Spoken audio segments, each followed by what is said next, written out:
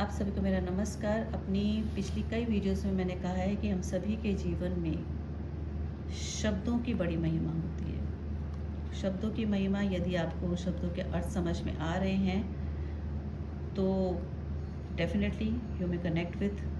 तो उन वर्ड्स का हम सभी के जीवन पर एक बहुत गहरा इम्पैक्ट होता है।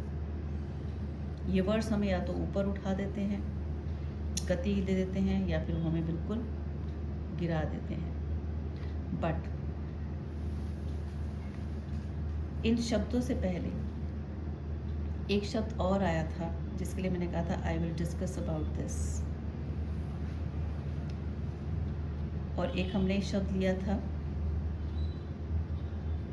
ये, फिर हमने एक शब्द लिया था ये, सब आपको समझाने के लिए है ना। ऊर्जा है आपकी, हाउ इट वर्क्स। इससे रिलेटेड मेरी पुरानी वीडियोस हैं, मेरा कैमरा हिल गया तो वो आप देख सकते हैं। अब मेरी जो बात है वो गंभीर होती जा रही है। कैसे? How it works, how it works, how it works, how it work. इसका इम्पैक्ट हम सभी के जीवन पर पड़ता है, बशर्ते हम उस शब्दों के अर्थों को समझें और उस शब्दों की गहराई को समझें, जिसमें सबसे पहला एक शब्द आता है, वेरी इम्पोर्टेंट, दैट इज निष्ठा।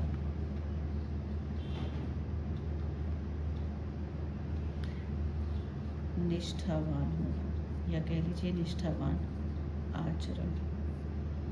I am writing so fast, so don't go on my in writing. निष्ठावान आचरण, loyalty, this is missing nowadays. पहले भी होता था क्योंकि व्यक्ति का अपना एक स्वभाव है, अपना एक संस्कार है, पर उस स्वभाव और उस संस्कार में परिवर्तन लाने के लिए, सुधार लाने के लिए हमें ये जीवन मिलता है, हमें ये मनुष्य योनि मिलती है कि आप उस संभावना के साथ सही मार्ग की ओर आगे बढ़ें। उसमें ये शब्द जो है ना, लॉयल्टी, निष्ठावान आचरण, it plays a major role, to come to this. How? व्यक्ति को लगता है कि यदि उसने लॉयल्टी, वफादारी नहीं निभाई, या मान लीजिए किसी को धोखा दिया, किसी भी तरीके का, छोटा बड़ा हम उसको नहीं ले रहे, धोखा, तो वो धोखा सबसे पहले व्यक्ति अपने आप को दे रहा है, वो किसी दूसरे को नहीं दे रहा है। वो व्यक्ति सबसे पहला धोखा अपने आप को दे रहा है। ये बात हो रहा है कि उसे इतनी बड़ी गलतफहमी होती है कि वो किसी और को धोखा दे रहा है। बस यहीं से कहानी शुरू हो जाती है। और ये बहुत छोटी सी बात है, ये बहुत छोटी सी बात है, यदि व्यक्ति समझ जाए।